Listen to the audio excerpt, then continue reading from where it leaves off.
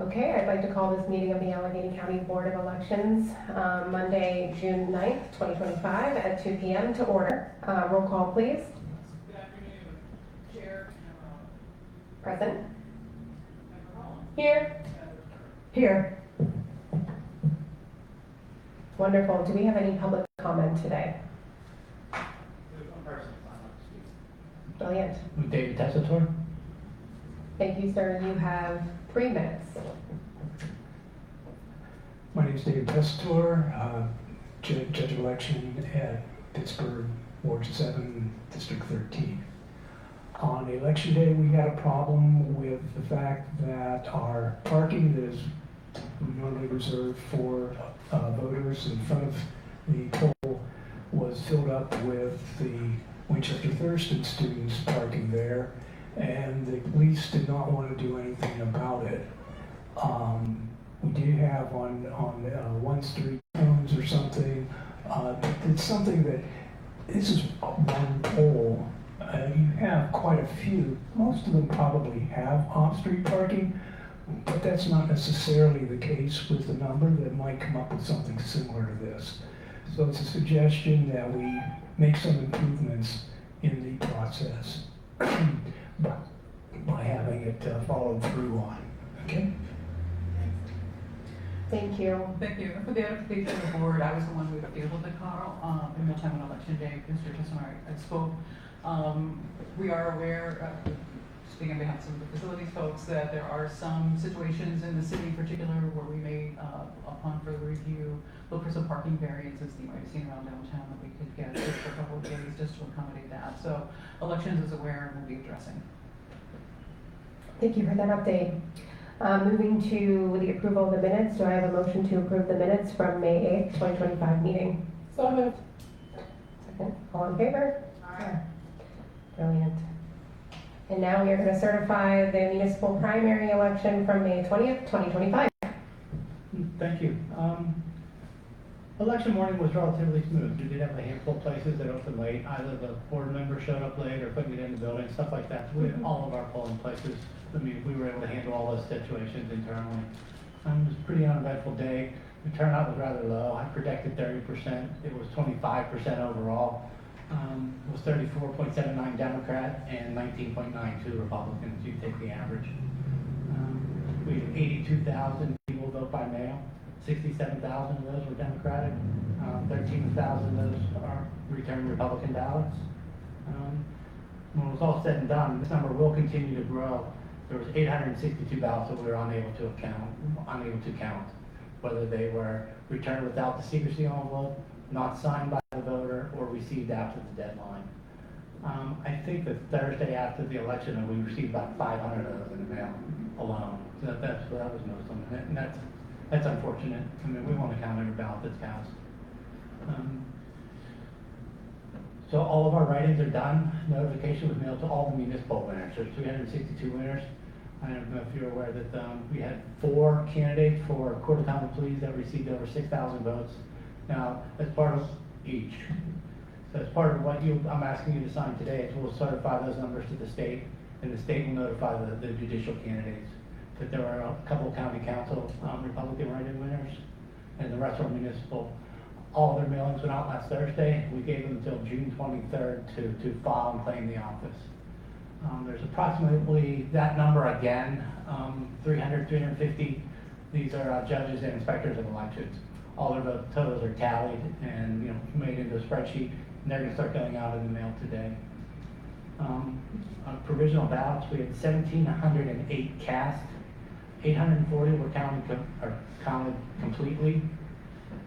395 were partially counted, and 473 were not counted.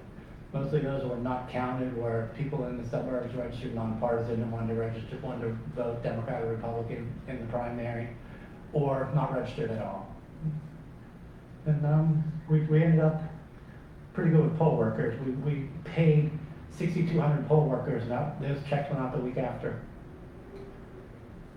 That's about all I have. I'm ready for any questions you may have for us.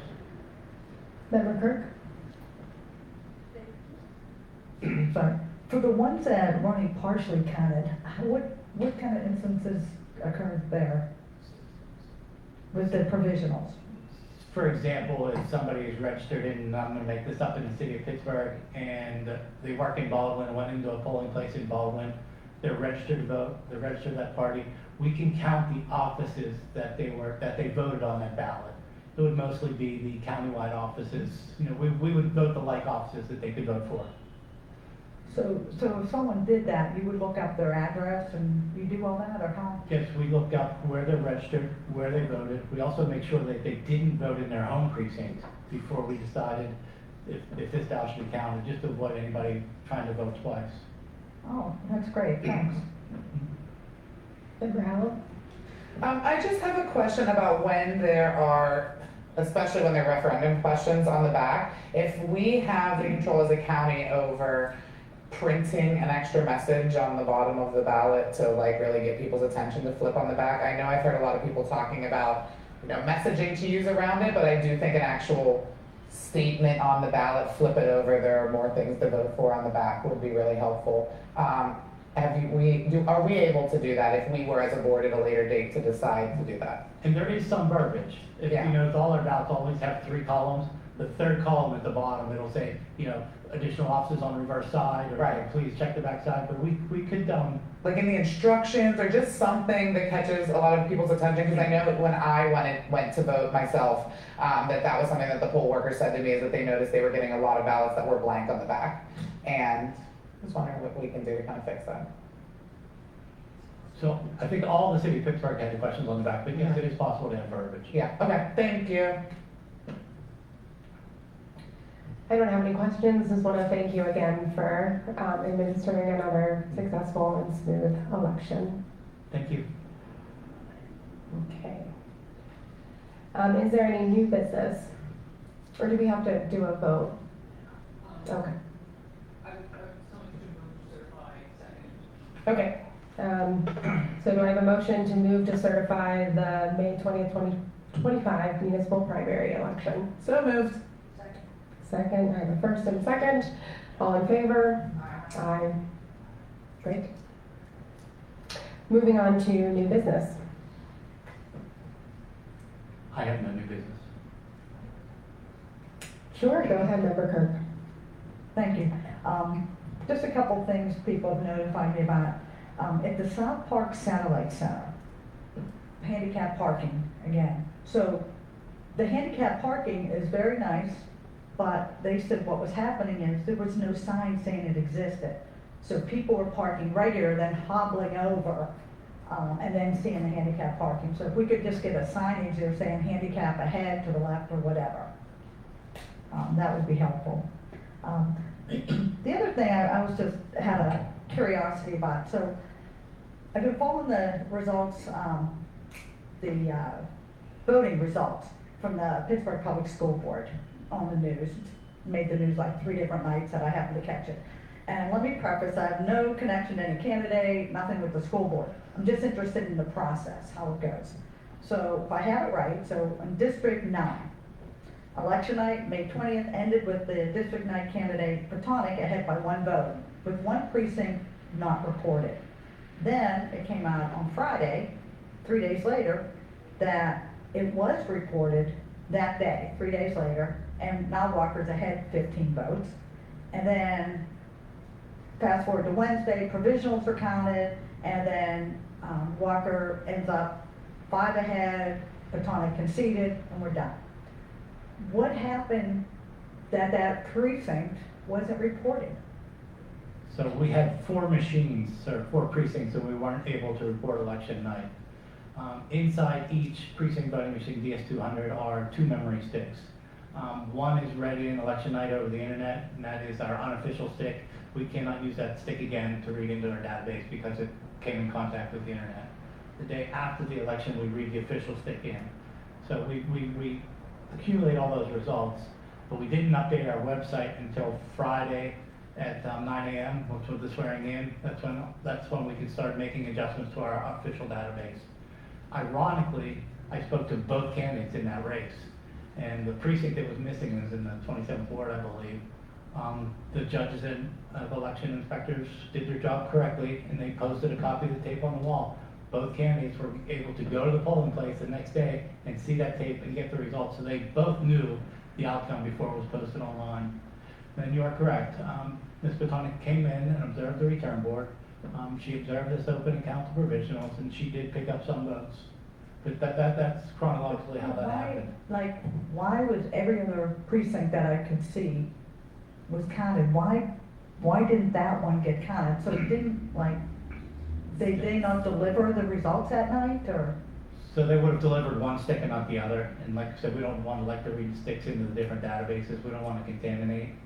But we had the signed tapes from the polling locations. It just was not So reflected you on our have website. two sticks. Yeah.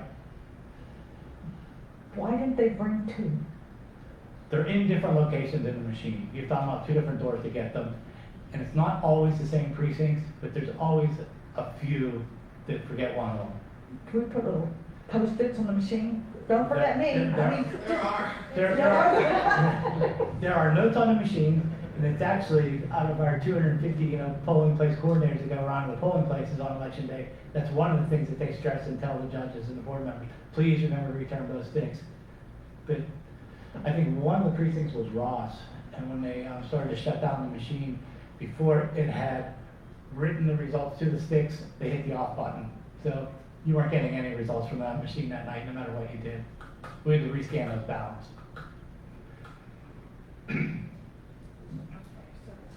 So that is a very unusual type thing, or like it shouldn't happen, but Like I said, there's always a couple weeks election. do it. But try to get the ball, but it doesn't always work. Yeah. Then another comment, someone had called me about. So in county council, in District 13, I guess the member resigned, a new member was appointed, and he'll be running in November. So the Allegheny County Republican Party contacted me and said they haven't been able to get any information on the process, how they would get a Republican candidate on the ballot. And if we could just let them know, they said they've called a couple times and they're not getting information, they're concerned they're gonna miss a deadline and lose an opportunity. No, I did speak to representatives of both party headquarters. That Okay, office- both the two people from headquarters told me this weekend, neither of them had a clue what to do. So Mr. Ritchie emailed me and Mr. Snedeker emailed me. Yeah. I said, can we wait until we certify this election? That office will be placed on a November ballot. Each party will have the opportunity to nominate one candidate for placement on the ballot. And anybody wishing to run as an independent can do so. Yeah, you stated that in the Post-Gazette, I saw you stated that, nice and clear. I don't have it, the exact date off the top of my head, but the deadline for filing is around September 18th. So we have plenty of time, there's no rush. So I wanted to wait until we certified before I jumped into that. That makes sense. And then I just have one last thing, it's sort of something that's important to me, that attention to detail, I think, is critical, especially for the election department. Probably any other department that's that critical, maybe budget. And if you can remember, a couple in the April meeting, I saw several inaccuracies in the minutes, like the wrong election dates. It was still listed from 24. And there were a couple things like that. Okay, it happens. But then, right before the primary, I had a couple judge of elections contact me and say, hey, did you know we got a letter in the mail, an information sheet, what to do? And then the very next day, we got an email saying, ignore that, here's the correction. They said the dates were wrong again. And I don't know, I didn't see anything, but two people happened to mention it to me, and I just think that's very unacceptable because you lose credibility when you have one inaccuracy. It looks like someone was cut and pasting and not, or just using an old form, I don't know. But I agree, but can you send me that documentation? I don't have the documentation, but I will ask for it. Thank you. I will ask for it. Thank you. So I'm all resolved now. But I'll get that to you. I'll call those people and ask them to send me the email. Good. I will also say I got a lot of positive feedback about the new sticker, so people were very excited about it. So I think it really embodies not only the patriotic act of voting, but you certified it, which is really lovely. Okay. Yeah. They get it, if you'll vote in the general, they'll get it We're gonna again, use it for the so. next few elections. Just come back, come back. Maybe we'll get it up past 30%. Yeah, with that, do I have a motion to adjourn? I have some documentation for you, so. Oh, brilliant, okay. Then I will not adjourn, or will I adjourn first and then we'll sign? Okay, I'm adjourning and then we will sign it.